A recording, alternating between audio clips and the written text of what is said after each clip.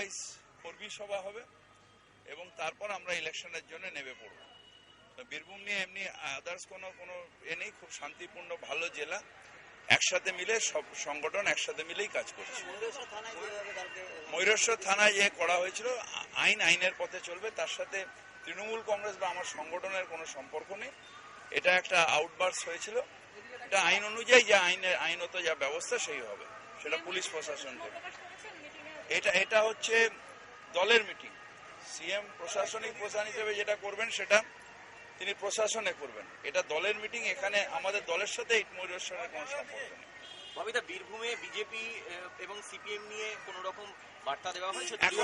এখন এরা প্রায় নন এক্সিস্টেন্স হয়ে গেছে, সুতরাং মরাকে মেরে তো আর নিজের কলঙ্ক আনা যায় না। ওরা তো এমনি নন এক্সিস্টেন্স, ওদের নিয়ে আর নতুন করে আলোচনা। আমাদের মানুষের কাছে যেতে হবে, মানুষের হয়ে কথা বলতে হবে, মানুষের সাথে আরো যোগাযোগ বাড়াতে হবে এবং সংগঠনকে আরো শক্তিশালী করতে হবে যাতে মানুষের প্রয়োজনে সংগঠন ঝাঁপিয়ে পড়ে। অনুব্রত মণ্ডলকে খুব ভালোভাবে চলছে এবং উনি জেলা সভাপতি হিসেবে খুব সফলতার সাথে জেলাটা চালাচ্ছে।